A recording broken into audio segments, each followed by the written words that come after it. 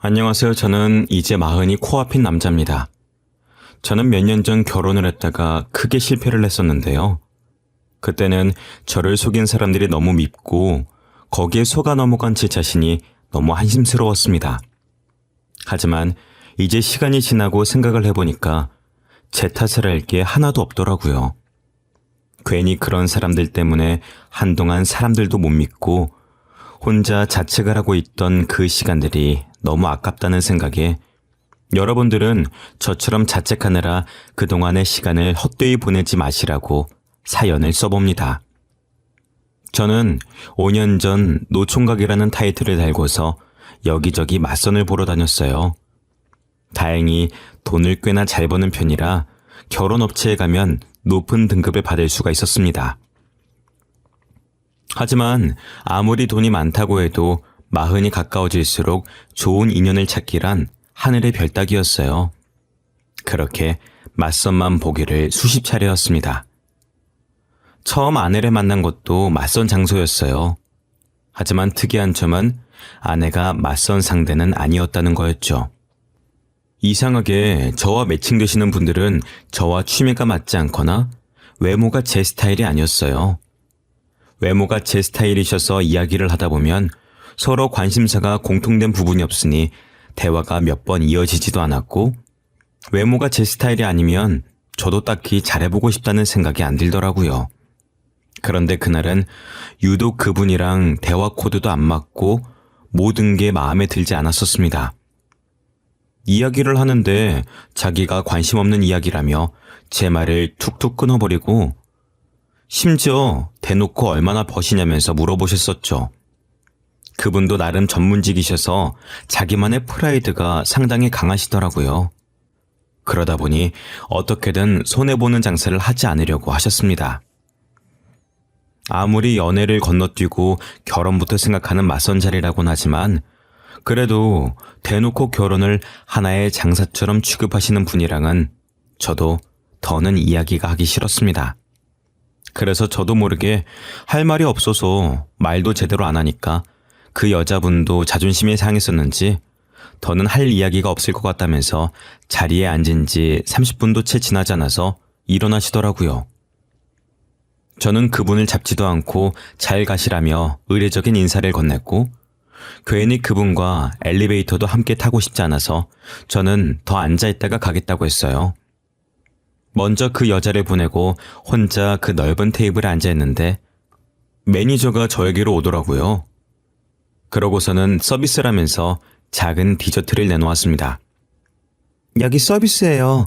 편하게 이용하시고 다음에도 또 저희 매장 이용해주세요. 아니, 커피 2잔 시켰는데 무슨 서비스예요? 아, 새로운 디저트라서요. 랜덤으로 각 테이블에 신메뉴 서비스 드리고 있어요.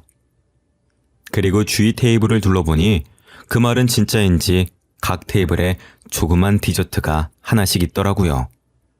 괜히 머쓱해져서 감사하다는 말을 하고 혼자 디저트를 뒤적거리다가 결국에는 안 먹고 나왔습니다. 계산을 하려는데 디저트를 건넨 매니저가 먼저 말을 걸더라고요. 손님, 저희 매장 자주 이용하시죠? 그런데 그동안 쿠폰을 안 찍으셨더라고요. 이러면 안 되긴 하는데 여기 제가 기억나는 횟수만 일단 도장 찍어놨어요. 그러면서 저에게 도장이 가득 채워진 쿠폰을 여러 개를 내미는 겁니다. 저는 당황스러워서 필요 없다고 거절하려는데 막무가내로 그걸 카드와 같이 제 손에 쥐어주더라고요. 얼떨결에 쿠폰을 받아서 다시 돌려주기도 못해서 그냥 감사하다고 하고 가게를 나왔습니다. 그리고 밖에 나와서 그냥 쿠폰을 버리려고 보는데 쿠폰의 앞면에 메시지와 번호가 적혀 있더라고요. 그 매니저는 자기 번호를 써놓고 연락달라는 문구를 적어놓고 저에게 그 쿠폰을 준 거였습니다. 처음엔 어처구니가 없어서 그냥 버려버릴까 했었는데 아무래도 남의 번호가 적힌 걸 그냥 아무데나 버리긴 꺼려져서 집에 가서 버려야겠다는 생각으로 일단은 집으로 돌아왔습니다.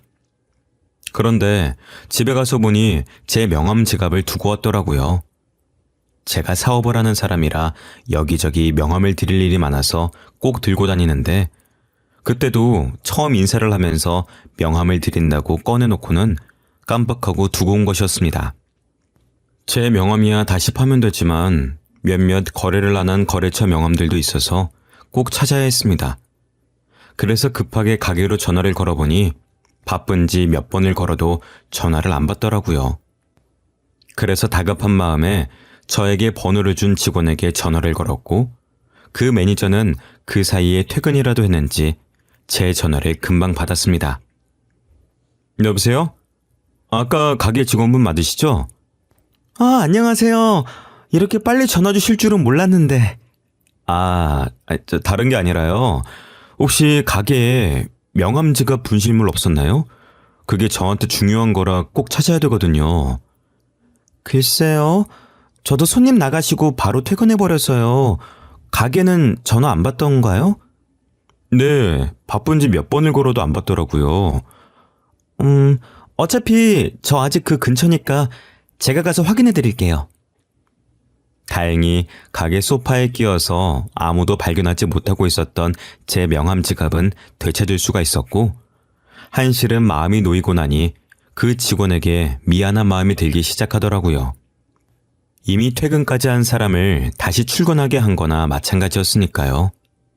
미안한 마음에 사례라도 하겠다고 하니까 냉큼 밥을 사달라고 하시더라고요. 사례하겠다고 했으니까 그걸 싫다고 할 수도 없어서 약속을 잡았습니다. 그런데 매번 가게에서만 마주치다가 밖에서 작정하고 꾸민 모습을 보니 너무 예쁘더라고요. 왜 그동안 그렇게 예쁜 모습을 못 알아봤나 싶을 정도였습니다. 그날 대화를 하는데 정말 오랜만에 여자랑 웃으면서 이야기를 했어요. 저랑 관심사며 취미며 비슷하더라고요. 저는 활발하게 움직이는 걸 좋아하는 편이라 가지고 혼자 뭔가를 계속하는데 목공예도 배우고 직접 의자나 테이블 같은 걸 만드는 걸 참 좋아라 했습니다. 그런데 그분은 집 인테리어에 관심이 있어서 간단하게 붙이는 벽지도 직접 붙이고 조명이나 예쁜 소품들로 집을 꾸미시는 걸 좋아한다고 하시더라고요. 매번 업체에서 등급을 매겨 저랑 비슷한 수준의 여자를 소개해 주니까 늘 자기적인 만남에 저도 모르게 이것저것 재곤했었는데 그런 것 없이 만나서 이야기를 하니까 저도 편하게 시간을 보낼 수가 있었습니다. 그 후로 그분은 종종 연락이 왔고 결국엔 연인 사이로 발전했고 결혼까지 골인했습니다. 결혼 후 아내의 카페도 차려주고 처가댁도 이사를 시켜드렸습니다. 장모님이 혼자서 두 자매를 키우셨는데 작은 투룸 월세에서 살고 계시더라고요. 마침 제가 가진 아파트에 세입자들이 나간다고 하길래 장모님께 공짜로 살게 해드렸습니다. 제가 결혼을 하고 1년도 지나지 않아서 처제도 결혼을 했고 혼자 계신 장모님이 걱정이 돼서 명절이 아니어도 처가 식구들끼리 만나서 자주 시간을 보냈습니다. 그렇게 결혼을 하고 반년 동안은 정말 아무런 걱정도 갈등도 없이 행복한 나날이 이어졌죠. 그런데 처제가 어느 날 새벽에 저희 집으로 찾아오면서 그 평화로움도 깨져버렸습니다. 언니, 그 사람이 도박에 빠져서 집도 경매로 넘어가게 생겼어. 그게 무슨 말이야? 도박이라니. 언제부터?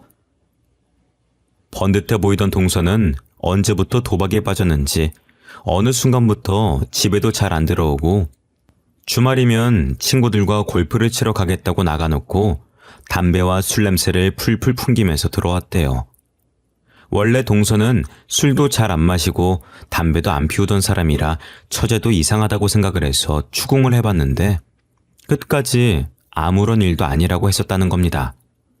그래서 처제도 이제 어떻게 된 일인가 고민하고 있었는데 순식간에 집에 빨간 딱지가 붙었다고 합니다. 알고 보니 이미 두 사람이 결혼할 때쯤부터 도박에 손을 대기 시작했고 멀쩡하게 번 돈을 죄다 도박에 쓰면서 결혼 후 생활비부터는 다 마이너스였어요. 처제는 아무것도 모르다가 가압류까지 당하고 나서야 사실을 알게 된 거였고요. 그때가 결혼한 지 1년도 지나지 않았을 때였습니다. 처제는 백방으로 돈을 찾아다니기 위해서 돈도 벌고 여기저기 돈을 빌려댔지만 그걸로는 턱도 없었습니다.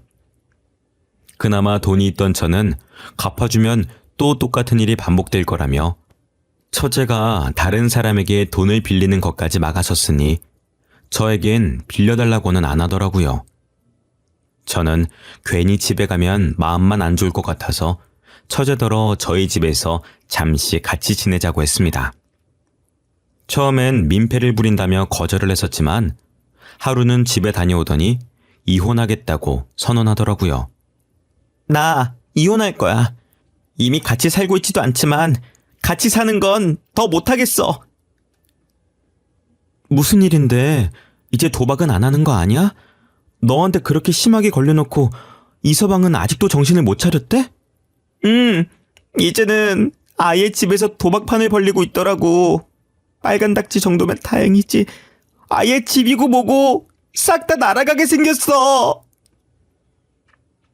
집에서까지 도박을 한다고? 차라리 경찰에 부르지 그랬어.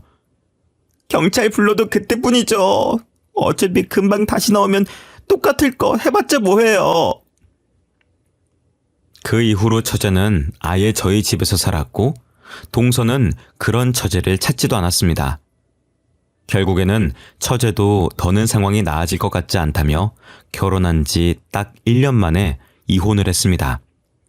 하지만 장모님이 아시면 말도 없이 이혼했다면서 혼날까봐 이혼 사실을 숨기고 그 후로는 저희 집에서 지냈습니다. 장모님이 이혼한 걸 모르시니 처가로 들어가라고 할 수도 없는 노릇이었으니까요. 그래도 처제와 사이도 좋은 편이어서 셋이서 친구처럼 지냈습니다. 그런데 문제는 처제와 사이가 가까워져도 너무 가까워진 게 문제였습니다. 아내가 없을 때면 그냥 오빠라고 부르면서 팔짱을 끼기도 하고 제가 출근할 때 아내가 뽀뽀를 해주면 자기도 보고 있다가 똑같이 하려고 하는 장난을 치는 바람에 놀라서 다급하게 현관문을 벗어난 게 하루 이틀이 아니었습니다.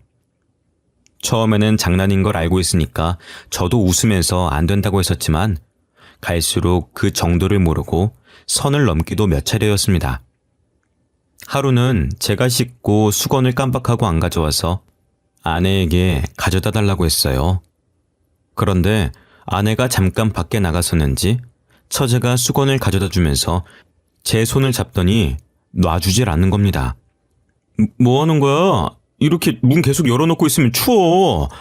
수건을 줬으면 물기는 닦게 해줘야 될 거 아니야. 손 하나 남았잖아요. 하나 남은 걸로 닦고 나와요. 옷도 입어야지. 이러고 어떻게 옷을 입어? 왜요? 안 입고 나와도 괜찮아요. 가족끼리 뭐 어때요? 그렇게 한참의 실랑이를 벌이다 제가 점점 짜증이 섞인 투로 이야기하자 그제서야 알겠다며 제 손을 놔줬습니다. 그것뿐만이 아니라 제가 주방에 있으면 백허그를 하는 건 물론이고 제가 소파에 앉아 있으면 무릎 베개를 해달라며 제 무릎 위에 머리를 대기도 했습니다. 처음엔 아내도 아무것도 모르고 그냥 장난인 걸로 알고 넘어갔었어요. 그런데 날이 갈수록 아내 앞에서도 심해지니 점점 아내도 기분이 나빠 보였죠. 하루는 아내의 카페 직원이 일이 생겨서 아내가 하루 종일 혼자 카페를 봐야 했었습니다. 저는 아내를 기다리다가 안방에서 그만 잠이 들어버렸고 잠결에 제 옆에 누군가 누워있는 것 같아 아내인 줄 알고 껴안고 잠에 들었습니다. 그런데 새벽녘에 절 깨운 건 다름 아닌 아내의 호통소리였죠. 화들짝 놀라서 눈을 뜨니 아내가 침대 옆에 서서 저를 내려다보고 있었습니다. 제가 뭘 잘못했나 하는 생각과 동시에 제 품에 안겨 자고 있는 처제를 발견했죠. 저는 깜짝 놀라서 처제를 밀쳐냈어요. 제가 밀어내니 처제도 그제서야 잠에서 깨더라고요. 언니, 아직 해도 안 떴는데 왜 소리를 질러? 여보, 이거 오해인 거 알지? 처제가 왜 우리 안방에 들어와 있는지 모르겠는데 진짜로 아무 일 없었어. 지금 이렇게 옷도 다 입고 잠들었는데 무슨 일이 있었겠어? 지금 무슨 일이 있었는지 없었는지가 중요해? 지금 이 꼬락서니를 보고 아무런 생각이 없게 생겼어? 언니, 왜 그렇게 예민하게 반응해? 그냥 자자. 이러는 거 보기 싫었으면 일찍 들어오던가. 처제는 당황스럽지도 않은지 뻔뻔하게 아내의 신경을 긁어댔습니다. 뭐 별일도 아닌 걸로 화를 내내는 듯 이야기를 하더라고요. 뭐가 별일이 아니야? 엄연히 너희 형부야. 너 이런 식으로 할 거면 그냥 집으로 가. 내가 엄마한테 다 말할 거야. 고생하다 겨우 집에 왔는데 꼴이 이게 뭐야? 아내는 카페 마감할 때쯤 술에 취한 진상 손님들이 카페에서 시비가 붙는 바람에 결국엔 경찰까지 부르고 가게 정리까지 하고 오느라 늦은 거였는데, 그렇게 고생을 하고 왔더니 저와 처제가 나란히 안방 침대에 누워서 자고 있었으니 당연히 화가 날 만했습니다.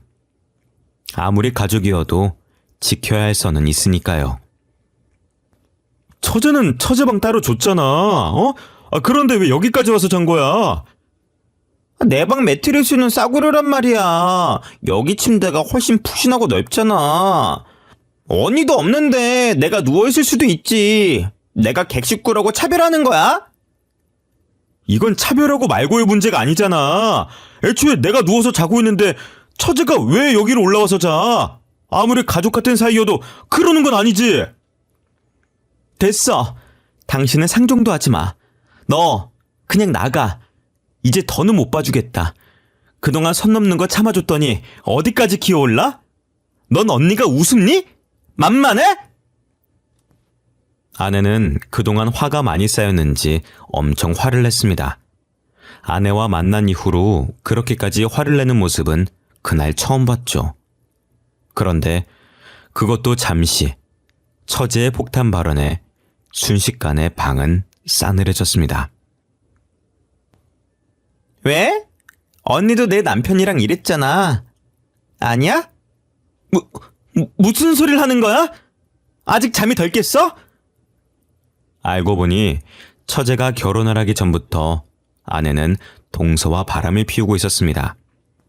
아내는 저와 결혼한 후 제 돈으로 도박을 했었는데, 그 도박판에서 만난 게 처제의 남편이었죠. 그렇게 만난 두 사람은 몰래 바람을 피우면서 저와 처제 몰래 스릴을 즐겼고, 결국엔 처제가 두 사람의 불륜 현장을 잡아내고야 말았던 겁니다. 처제는 배신감에 언니도 남편도 너무 싫었지만, 그래도 가족을 끊을 순 없는 인연이니 남편과 이혼만 하고 언니가 그 불륜 상대라는 걸 알고 있다는 걸 알리지 않고 있었습니다. 괜히 가족과 사이가 멀어질까봐 배려한 거였는데, 자기는 아예 바람을 피웠으면서 자기가 당하니 기분 나빠하는 꼬락서니가 처제는 어이가 없었던 거였죠. 대놓고 복수하진 못하고 그냥 신경만 조금 긁으려는 것뿐이었는데, 그런 엄청난 사실을 알고 있으면서 어떻게 아무렇지 않게 있을 수가 있겠어요. 결국엔 처제도 얼마 참지 못하고 알고 있던 사실들을 내뱉어버린 거였습니다. 그동안 내 전남편 만나고 다녔던 거 다 알아. 그 사람 입으로 직접 들었으니까. 내가 이혼하고도 만나나 싶어서 사람 붙였더니 아직도 만나고 다니더라? 뭐라고? 네가 그걸 어떻게 알아? 그리고 언니, 애초에 형부 사랑해서 한 결혼도 아니었잖아. 그런데 뭘 그렇게까지 질투를 해? 형부가 언니한테 돈만 주면 만사 오케이 아니야? 뭐라고? 네가 어떻게 그걸... 엄마가 언니를 얼마나 끔찍하게 아끼는지 뻔히 아는데 처음 보는 형부는 두 손 들고 환영했으니까 이미 검증도 다 됐다는 거 아니겠어? 엄마가 언제 그렇게 네 형부를 두 손 들고 환영했다고 그래? 두 사람 이야기하는 거 다 들었어. 엄마 회사에서 형부 정보 빼돌려서 언니한테 준 거잖아. 내가 아무것도 모를 줄 알았어? 둘 다 제정신 아니야. 형부 가지고 논 거잖아. 사실 장모님은 제가 가입한 결혼업체에 커플 매니저로 일하셨었는데, 제 가입 정보에 적힌 연봉을 보고 자기 딸이랑 연결시키려고 수를 쓴 거였습니다. 그래서 유난히 저랑 안 맞는 여성분을 골라서 제 맞선에 내보내고 장소는 자기 딸이 일하는 호텔 카페로 잡은 거였죠. 호시탐탐 아내는 저를 꼬실 기회를 노리고 있었고 꼼짝없이 거기에 걸려든 거였습니다. 모든 사실을 들었는데도 사실 믿기지가 않았어요. 아무리 사람마다 결혼하는데 중점을 두는 곳이 다르다고 하더라도 마냥 돈만 보고 이렇게 계획적으로 접근해서 결혼까지 하는 게 흔한 일인가요? 업체에 소송을 하려고 해도 이미 장모님은 저와 아내가 결혼도 하기 전에 그만두셨고 회사 입장에서는 딱히 할 수 있는 조치도 없을 테니 답답할 노릇이었죠. 솔직히 언니, 도박할 돈 때문에 형부랑 결혼한 거면서 뭘 그렇게 화를 내? 왜? 언니가 남의 가정 깨뜨릴 땐 괜찮고 남이 언니 가정 부수는 건 싫어? 대체 내가 언제 바람을 피우고 언제 도박을 했다는 거야? 증거 있어? 당연히 있지. 언니, 요즘에도 내 전남편 만나서 같이 도박하러 다니더라. 뭐 같이 사기라도 치려고 다니는 거야? 그렇게 해서 좀 벌긴 했고? 잠깐만. 도박이라니 그건 또 무슨 소리야? 그러면서 처자는 당당하게 일주일 전에 찍힌 영상을 보여줬습니다. 누가 봐도 제 아내와 동서였고 두 사람은 다정하게 팔짱도 끼고 심지어 길거리에서 껴안고 난리를 부렸더라고요. 당신 이거 뭐야? 이 영상 사실이야? 저렇게 당당하게 불륜을 저지르는데 저만 모르고 있었던 것도 어이가 없었죠. 처제 이야기를 들어보니 처음엔 동서도 그렇게까지 도박 중독은 아니었다고 합니다. 결혼할 때까진 그냥 가끔 친구들과 한 게임 하는 수준이었으니까요. 그런데 결혼을 하고 나서 본격적으로 아내가 동서를 데리고 도박을 알려줬습니다. 두 사람이 눈이 맞아서 바람을 피우며 아내는 도박을 하러 동서와 함께 다녔고 그러니 동서도 결혼 후 벌어오는 돈을 족족 도박에 쏟아붓고 생활비는 마이너스의 대출도 정도를 넘어서서 이자조차 제대로 못 낼 정도였던 겁니다.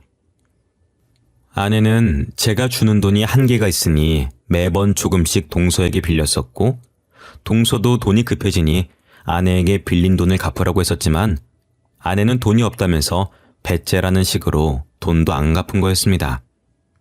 사실 도박빚은 차용증도 안 쓰고 그 돈이 도박으로 인한 거면 안 갚아도 법적으로 채무자에게 갚으라고 하지 않기 때문에 아내도 그걸 알고 그렇게 나간 거였죠. 동서는 뭣도 모르고 자기 혼자서만 뒤집어 쓰게 생겼으니 화가 난 겁니다.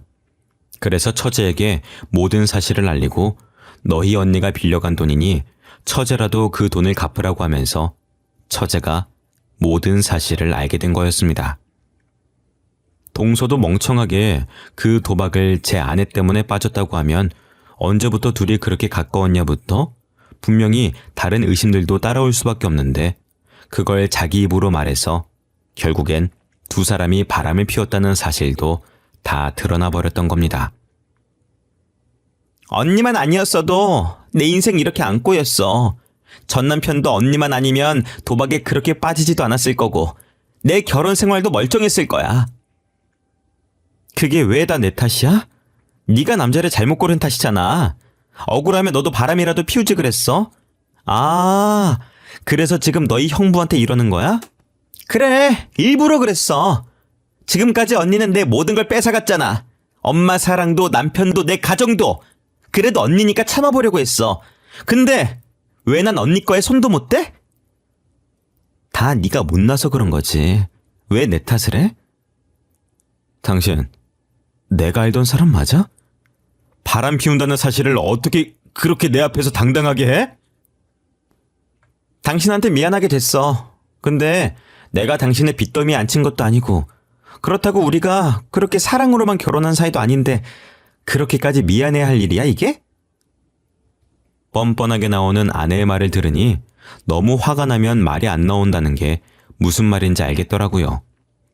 사랑만으로 한 결혼은 아니지만 그렇다고 사랑하지 않는 것도 아니었고 부부간에 최소한 바람을 피우던 사실이 걸렸으면 부끄러움이라도 느껴야 하는 게 정상이잖아요. 그래, 그러면은 당신이 그동안 도박할 때 쓴 돈, 그 돈 내 돈 내놓고 이혼해. 내가 돈이 어딨다고 그 돈을 줘. 난 돈 없어. 그래, 그러면은 일단 당신 카페부터 도로 내놔. 그리고 장모님이 사시던 집 거기도 나가셔야지. 이제 사위집이 아닌데 공짜로 살게 해드릴 순 없지. 어차피 거기 4명이잖아. 이미 내 건데 내가 왜 그걸 도로 줘야 되는데? 엄마 집도 어차피 전세 계약했잖아. 계약서가 있는데 그게 마음대로 돼? 아내는 뭐가 그리 자신만만한지 당당하게 나오더라고요. 장모님이 저희 집에 들어오시면서 원래 가지고 계시던 전세금을 빼서 계약금으로 거셨었거든요. 그걸 믿고 아내도 당당하게 나오는 거였죠. 그 이후로 여러 방법을 알아봤지만 그냥 전세 기간이 끝날 때까지 기다리는 게 가장 깔끔한 방법이더라고요. 중간에 제가 내쫓아낼 방법도 없었고요. 결국 찜찜한 채로 손해를 보고 있어야 된다는 거였죠. 일단 이혼이라도 하자는 생각으로 서류를 접수했었는데 처제가 찾아왔습니다. 형부, 이혼하지 말고 위자료 소송을 해요. 위자료는 무슨 위자료요? 상간남 위자료 소송이요. 두 사람 뻔뻔하게 아직까지 만나고 있어요. 몰랐죠? 처제의 이야기를 들어보니 상간남 위자료 소송을 몇 번이고 할 수 있더라고요. 위자료를 내고도 계속 만나면 또 소송해서 또다시 받아내면 되니 그렇게라도 자기 복수를 대신해달라고 하더라고요. 처제의 이야기를 들어보니 처제가 왜 그렇게까지 복수를 하고 싶어 하는지도 알 것 같았습니다. 장모님은 어렸을 적부터 예쁘장한 언니한테만 투자하면서 좋은데 시집 보낼 거라며 처제한테는 신경도 안 쓰고 필요한 돈도 잘 안 줬다고 하더라고요. 아무래도 커플 매니저를 하시다 보니 좋은데 시집 보내시려고 이것저것 하신 것 같았습니다. 그런데 장모님이 아내만 예뻐하니 아내도 대놓고 처제를 무시했었고 처제는 그래도 가족이라는 생각에 꾹 참아왔었다고 해요. 그런데 결국엔 이 일이 터지고 나서도 장모님은 일을 왜 이렇게 크게 키우냐면서 처제에게 언니 결혼 생활까지 망치니 속 시원하냐면서 오히려 처제를 혼냈다는 겁니다. 그 이야기를 듣는데 어떻게 제정신이 아닌 사람들 속에서 버틴 건지 대단해 보일 정도였어요. 그래도 덕분에 아내와 이혼하지 않고 몇 번에 걸쳐서 상간남 소송을 걸었습니다. 그동안 개인회생 신청도 해서 빚도 많이 청산됐더라고요. 그래서 숨 쉴 틈 없이 위자료를 받아냈습니다. 학습 효과도 없는지 아니면 다시는 안 걸릴 거라고 생각하는지 몇 번을 소송을 해도 꼭 몰래 만나다가 다시 걸리더라고요. 동서도 참 그동안 그 여자한테 뜯긴 돈이 얼만데 아직도 만나고 있는 걸 보니 끼리끼리 잘 만났다 싶었습니다. 그렇게 몇 번에 걸쳐서 위자료를 뜯어내고 전세계약 기간의 만료가 다가오자 저도 이혼을 준비했습니다. 문제는 아내 명의의 상가가 문제였었죠. 다행히 건물 계약을 할 때 제 통장에서 이체를 했었고 그걸 증거로 상가가 제 돈이라는 걸 증명했습니다. 거기다 아내가 그동안 불륜을 저지른 것부터 도박을 했던 것까지 하나하나 따지고 보니 재산 분할은커녕 아내도 저에게 위자료를 줘야 되더라고요. 결국엔 아내는 저에게 있는 돈을 탈탈 털어서 위자료를 줘야 됐고 순식간에 아무것도 없이 길바닥에 나 앉아야만 했습니다. 그동안 아내는 카페 안에 있는 작은 휴게실에서 자고 먹고 생활했었나 보더라고요. 그런데 그것마저 빼앗겨버리니 자신만만하던 태도도 순식간에 180도 바뀌었습니다. 아무리 그래도 이건 아니지. 꼭 이렇게까지 해야 해? 뻔뻔한 것도 정도가 있어야지. 그동안 가게 안 뺏고 있어준 것만으로도 감사해야지. 간통죄 폐지만 아니었어도 콩밥이나 먹게 하는 건데. 그동안은 이혼도 안 하고 살았잖아. 그냥 이혼하지 말고 이대로 살자, 어? 누구 좋으라고 그래? 그동안 봐줬었는데 넌 왜 학습 능력이 없니? 내가 그 카페를 순순히 넘겨줄 줄 알았어? 멍청하긴. 다시는 보지 말자, 어?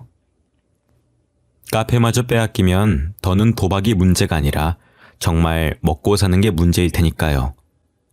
하지만 이제 그런 것도 제 알바가 아니니 제 바지가랑이를 붙잡고 늘어지는 아내를 밀어냈습니다.